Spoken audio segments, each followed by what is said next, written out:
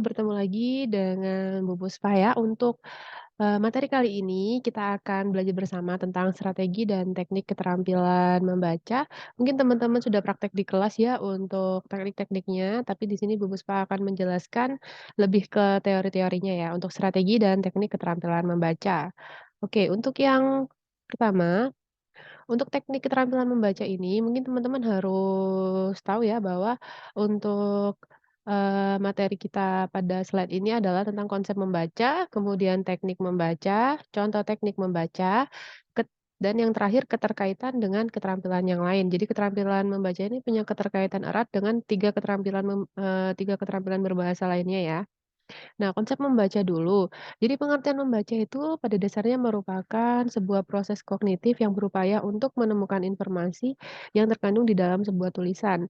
Merupakan juga kegiatan untuk memahami dan menginterpretasikan lambang-lambang tertulis yang bermakna sehingga pesan penulis dapat dipahami oleh pembaca. Kemudian untuk tujuan membaca di sini pada prinsipnya didasarkan pada kepentingan atau tujuan membaca. Nah, ada beberapa tujuan ya untuk membaca antara lain yang pertama untuk memahami secara menyeluruh, sebuah isi bacaan, yang kedua untuk menangkap ide pokok atau gagasan utama, yang ketiga mendapatkan informasi tentang sesuatu, yang keempat mengenai makna kata, yang kelima dengan membaca dapat menyimpulkan, mengelompokkan, dan membandingkan, dan yang terakhir konsep membaca ini tujuannya adalah untuk mengetahui peristiwa penting. Nah, kemudian kalau kita berbicara tentang jenis-jenis membaca, teman-teman bisa lihat ada beberapa jenis membaca yang dapat dilakukan oleh seseorang ya. Kalau kita tinjau dari segi keterdengaran atau tidaknya suara pembaca waktu dia membaca, nah ini ada 2 kategori. Yang pertama disebut sebagai membaca nyaring dan yang kedua disebut sebagai membaca dalam hati atau membaca senyap. Dan ketika kita membahas tentang membaca senyap, nanti akan dibagi lagi ya menjadi 2 kategori, yaitu ada yang diklasifikasikan menjadi membaca ekstensif dan yang kedua membaca intensif. Kemudian untuk faktor yang mempengaruhi minat membaca ya, setiap bacaan itu kan memiliki daya tarik dan ciri khasnya sendiri, sehingga hal itulah yang menjadi sebab dan pendorong bagi si pembaca untuk membaca bacaan tersebut. Jadi lebih ke motivasi ya. Dan salah satu metode untuk memperoleh ilmu pengetahuan itu kan memang melalui membaca ya. Jadi kita bisa menginput atau memasukkan informasi ke dalam, diri kita. Kemudian ada beberapa faktor yang mempengaruhi minat membaca. Yang pertama adalah lingkungan. Lingkungan yang nyaman akan membuat seseorang itu memiliki motivasi yang besar untuk membaca ya. Karena banyak sekali orang yang mudah terganggu konsentrasinya ketika membaca di lingkungan yang ramai atau mungkin yang tidak kondusif. Kemudian yang kedua yaitu perkembangan teknologi ini bisa mempengaruhi minat orang untuk membaca karena ingin mengetahui apa sih yang sedang, terjadi yang berkaitan dengan teknologi yang sedang berkembang ini ya. Kemudian copy paste. Nah, copy paste ini ya teman-teman ya, bisa mempengaruhi minat membaca juga karena apa? Karena orang akan jadi cenderung kurang minat membaca kalau, semudah itu memindahkan informasi ya. Jadi copy paste ini sebenarnya nggak terlalu bagus sih untuk minat membaca seseorang. Kemudian yang keempat, sarana yang kurang memadai. Jadi bisa analogikan seperti mungkin lampu yang kurang terang atau mungkin, sarana mungkin sumber-sumber bacaan yang kurang bervariasi sehingga dia mudah merasa bosan. Dan yang terakhir yaitu kurangnya motivasi. Orang menjadi kurang termotivasi untuk membaca itu kan banyak sekali ya faktornya ya.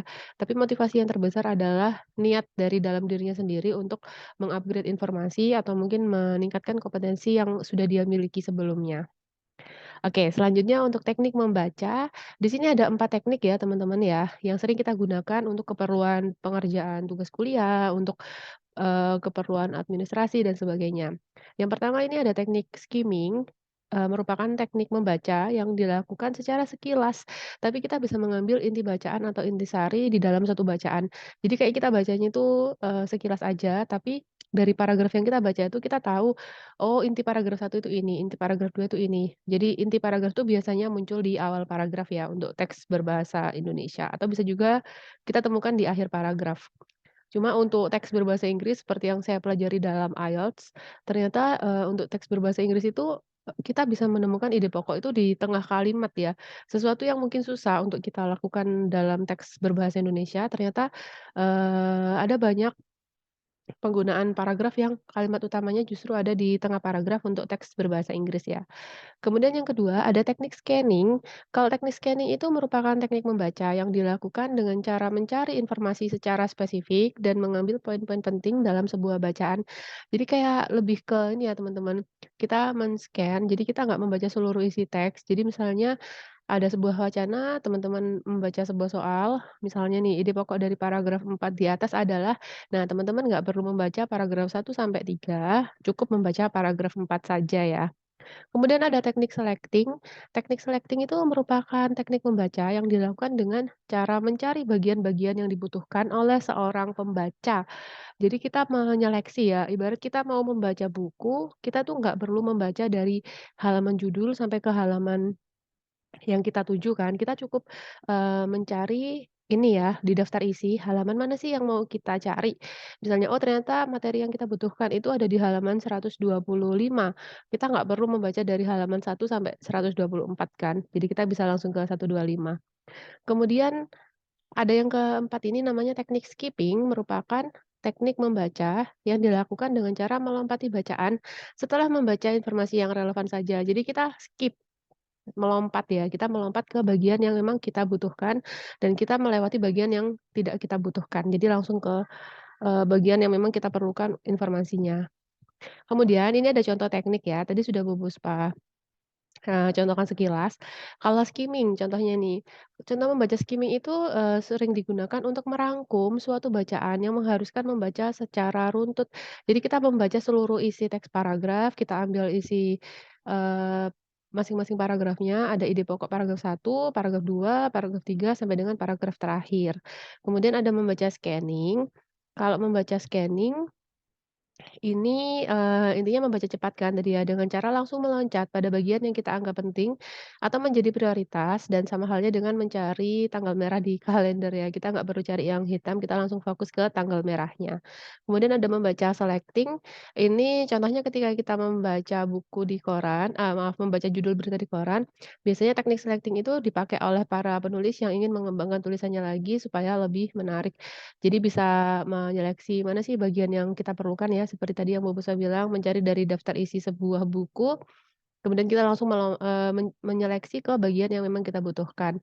Kemudian ada membaca skipping. Kalau skipping ini tadi bisa diterapkan pada segala jenis bacaan ya, baik itu berupa buku, koran, cerpen, dan sebagainya, dengan cara melompat tadi ya. Nah, kemudian ada lagi contoh teknik membaca intensif. Biasanya tuh orang akan membaca intensif, tujuannya itu untuk mendapatkan akurasi pemahaman yang baik dan tepat. Jadi intensif itu kita membacanya kayak ini ya, lebih ke, detail ya. Jadi kita perlu informasi yang akurat, yang tepat, tidak asal-asalan kita baca. Jadi kita harus membaca dengan lebih intens atau lebih sungguh-sungguh ya, supaya informasi yang berhasil kita terima itu, merupakan informasi yang valid. Kemudian ada membaca ekstensif. Kalau dalam membaca ekstensif ini biasanya seperti ketika teman-teman membaca novel, membaca Wattpad itu ya, aplikasi untuk, apa nih, cerpen-cerpen itu ya, dan bisa juga diterapkan untuk membaca komik. Jadi kita ketika membaca ekstensif itu kayak membaca yang memang tujuannya untuk sesuatu yang seru dan menyenangkan ya. Jadi dalam membaca ekstensif kita bisa, eee, apa ini, lebih ke membaca yang enjoy gitu ya, nggak perlu informasinya tuh harus akurat, harus valid gitu, karena memang tujuan kita membaca ekstensif lebih ke mendapatkan hiburan, sedikit berbeda dengan membaca intensif yang di awal tadi Bu Puspa bilang ya. Nah, ini yang penting nih teman-teman nih, 4 keterampilan berbahasa yang ada dalam bahasa Indonesia dan bahasa apapun di seluruh dunia, itu kan ada keterampilan membaca, keterampilan menulis, keterampilan berbicara, dan keterampilan apa tadi, membaca, menulis, berbicara, dan menyimak.